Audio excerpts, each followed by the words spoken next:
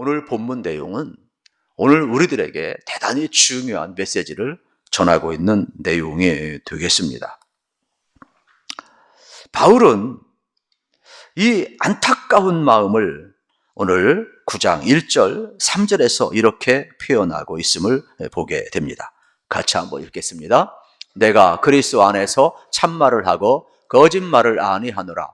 나에게 큰 근심이 있는 것과 마음에 그치지 않는 고통이 있는 것을 내 양심이 성령 안에서 나와 더불어 증언하노니 나의 형제 곧 골육의 친척을 위하여 내 자신이 저주를 받아 그리스도에게서 끊어질지라도 원하는 바로라. 아멘. 여기 바울의 사랑의 마음을 느낄 수가 있지요. 바울은 우리가 잘 아는 것처럼 다메섹 도상에서 부활하신 주님을 만납니다. 그리고 그는 이방 전도를 위한 택한 그리스도로 쓰임을 받게 되는 겁니다. 그런데 바울은 유대인들이 생각할 때 버림받은 이방인들이 하나님의 백성이다. 누구든지 예수 그리스도 안에서 구원받는 이 복음을 증언할 때 수많은 영혼들이 돌아온 것을 보며 기뻐했습니다. 그런데 마음 한구석에는 고통이 있습니다. 그것은 자기 동족을 향한 고통이죠. 슬픈 마음이 있어요. 어떻게 내 동족은 예수 그리스도를 거부하고 어떻게 그들은 그리스도인이 되지 않는가? 어떻게 구원의 자리에 들어오지 않는가? 너무나도 큰 고통이 있음을 표현하는 내용이 되겠지요. 유대인들의 입장에서는 바울은 매국노입니다. 유대인들은 자기들이 선민입니다. 유대인들은 자기들이 하나님의 자녀이고 백성입니다. 그런데 어떻게 우리를 향하여서 하나님의 백성이 아니라고 이야기하고 버림받은 유대인의 입장에서는 지옥의 땔감과 같은 이방인들, 버림받은 그러한 이방인들이 하나님의 자녀라고 복음을 전합니까? 유대인들의 입장에서는 바울이 괘씸한 겁니다. 그래서 실질적으로 바울이 복음을 전할 때마다 결사대 40여 명을 보내가지고 바울을 죽이려고 그랬습니다. 그러면 바울이 자기 민족을 향한 사랑의 마음이 없었습니까? 아니잖아요. 그러면서 내 안에 자기를 향하여 오해하고 핍박하고 죽이려는 자들을 향하여 내 안에 계신 예수 그리스도, 내 안에 임하신 성령님 안에서 내가 양심을 가지고 증언하노니 나는 내 민족이 구원받기를 원한다. 그러면서 심지어 내가 그리스도에게 끊어질지라도 내 민족이 구원받기를 원한다는 그 아픈 마음을 그대로 드러내고 있는 장면을 우리는 볼 수가 있게 되겠습니다. 바울은 하나님의 사랑을 발견하고 그 사랑을 전하지 않는 것은 직무유기요 범죄라고 생각을 했던 것을 발견하게 되는 겁니다. 우리도 마찬가지가 되겠죠.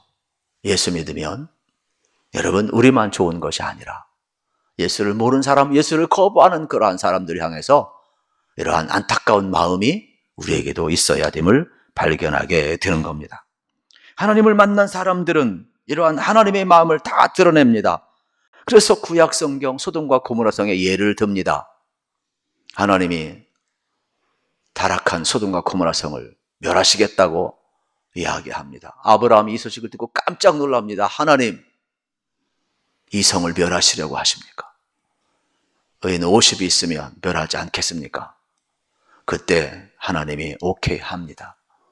그런데 가만히 생각해 보니까 자신이 없어요.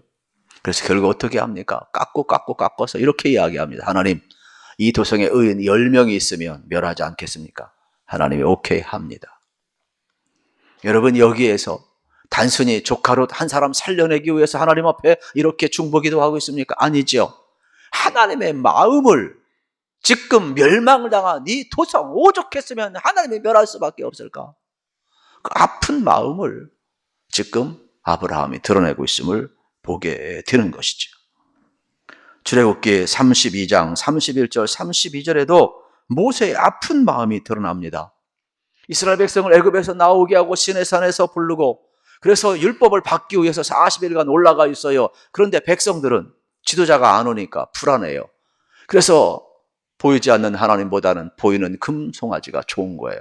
애굽의 습관이 그대로 나와요. 그래서 시내산 밑에서 금송아지를 만들어 하나님이라고 이야기하고 우리를 인도했다라고 이야기를 하는 겁니다. 이때 하나님이 모세에게 이야기합니다. 모세야, 내가 내 백성을 더 이상 눈뜨고 볼 수 없다. 진멸하겠다.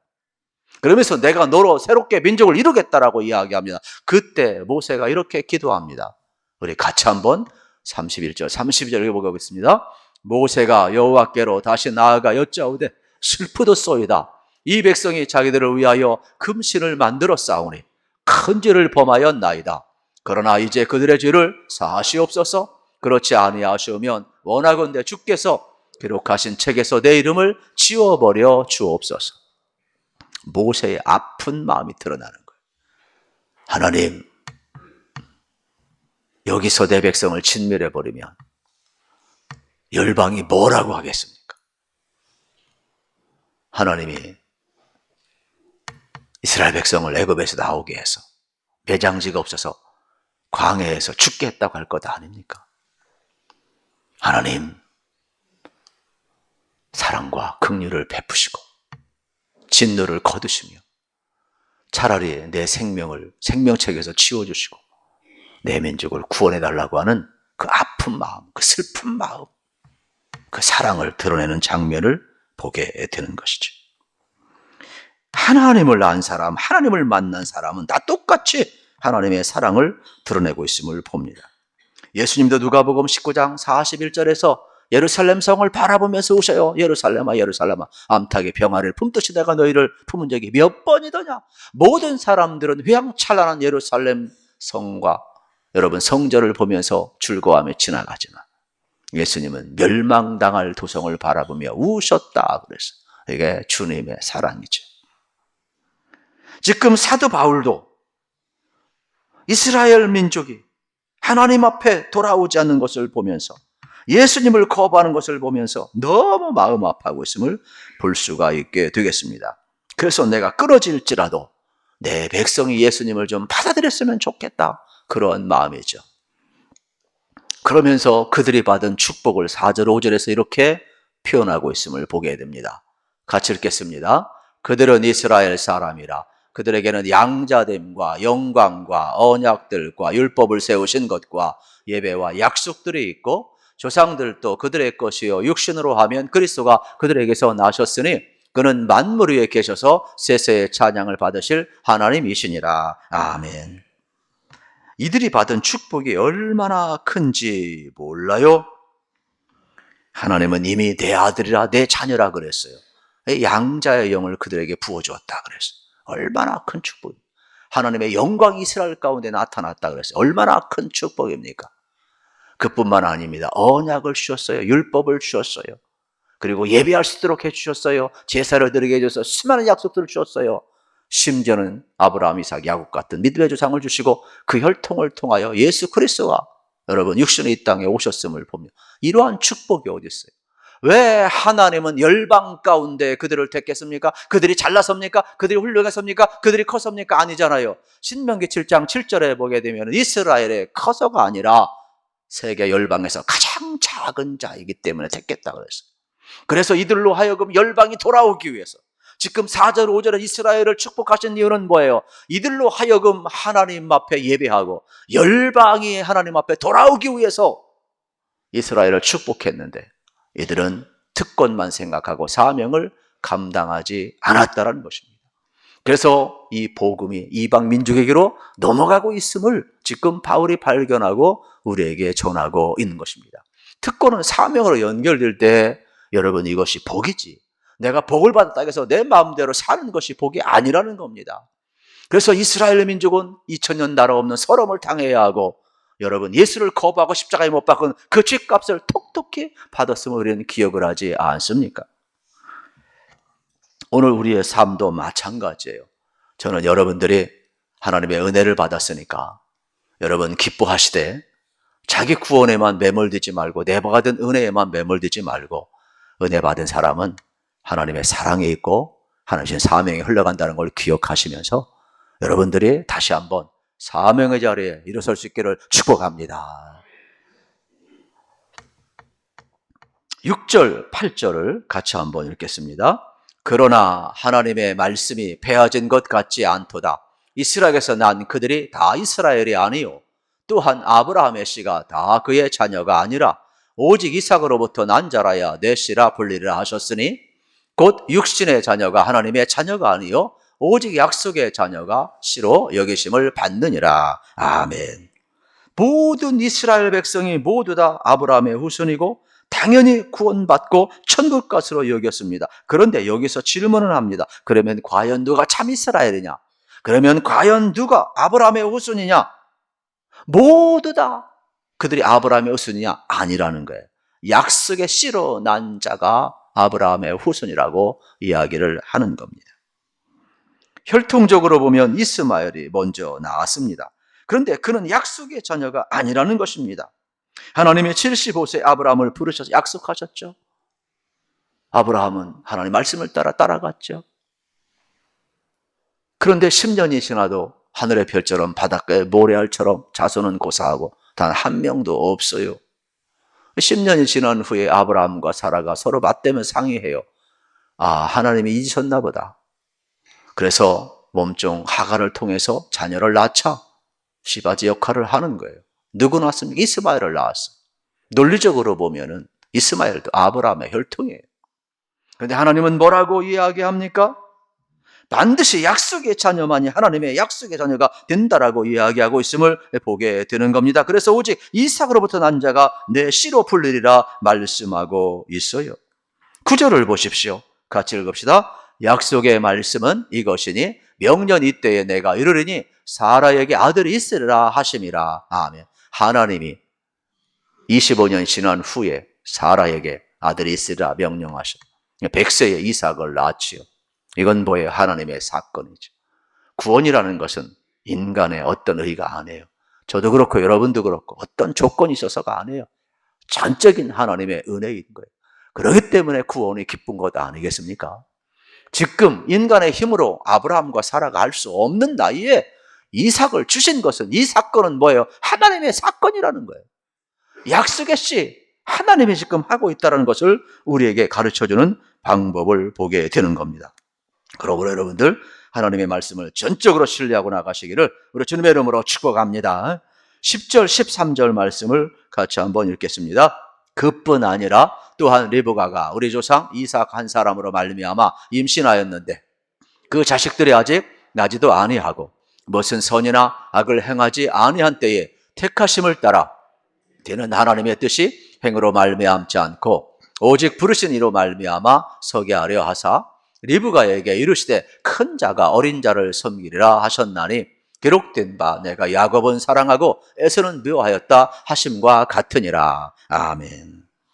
여기 12절 말씀이 참 어렵습니다. 학자들마다 해석이 다 다름을 보게 됩니다.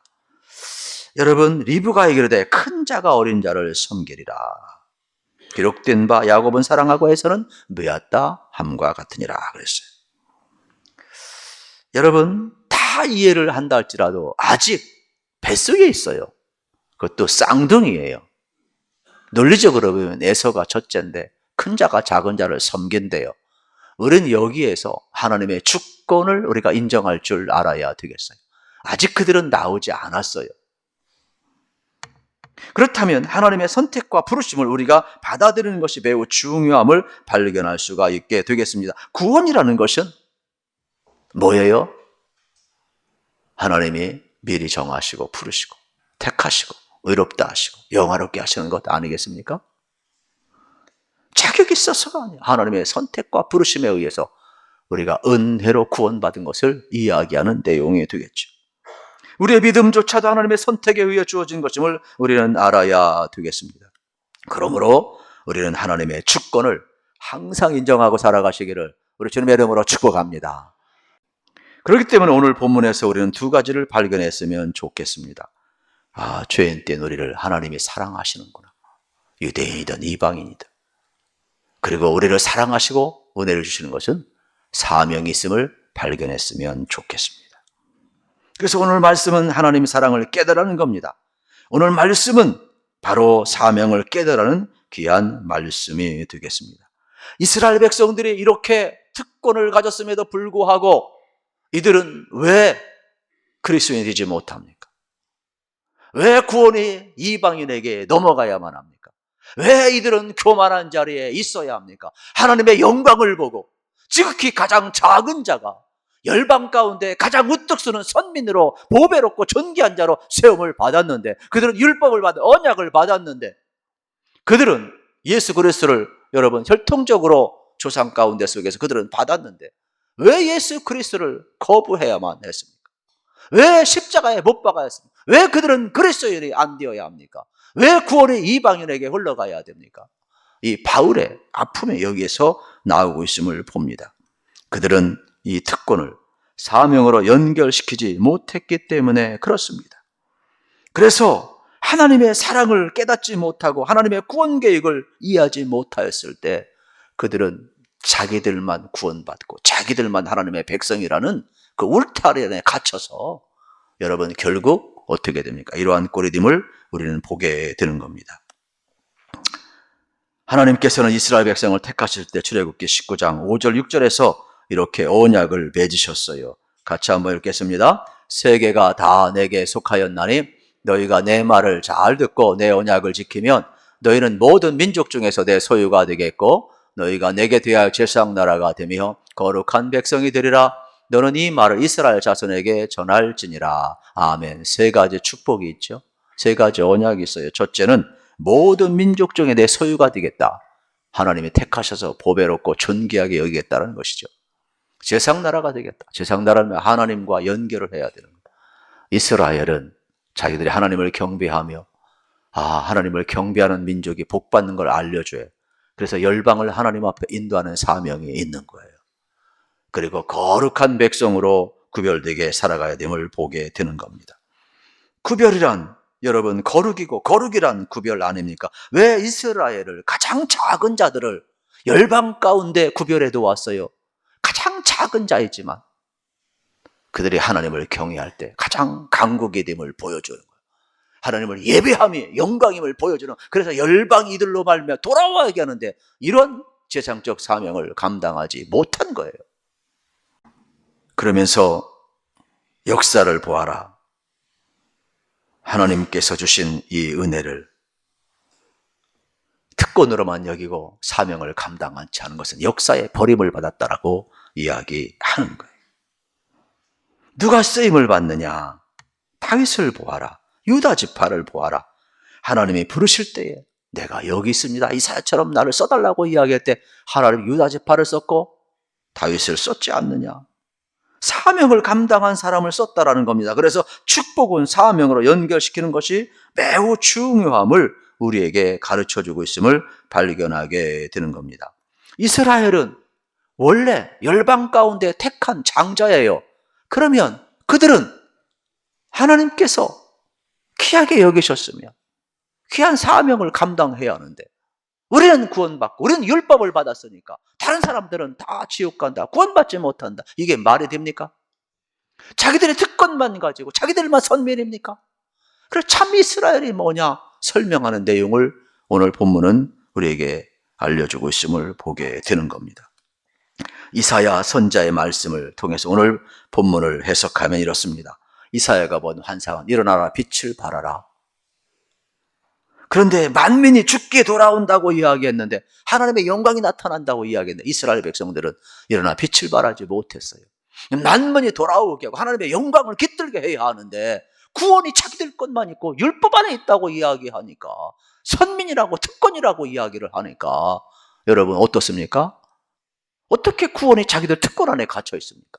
하나님의 주권 속에 있는 것이고 그들을 택한 것은 잘나서가 아니에요. 신명기 7장 7절 가장 작은 자라고 그랬어요. 자랑할 게 없어요. 그러면 하나님의 은혜를 기억하고 자기들이 택함 받은 것은 기뻐해야지.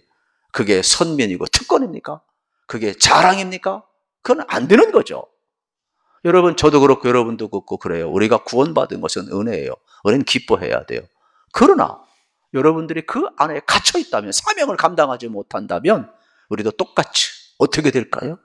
두 번째, 세 번째 하나님의 사랑이 흘러가지 않는 것이고 사명을 감당하지 못하는 꼴이 되는 거예요. 그래서 오늘 본문 말씀은 어렵지만은 우리들에게 아주 일침을 가하고 많은 것을 생각하게 하는 그러한 본문이 되겠습니다. 하나님이 주신 축복은 사명을 감당하라는 거예요. 제사장나라를 감당하는 거룩한 백성이 되라는 말씀이 되겠습니다. 내 마음대로 사는 것이 복이 아니에요.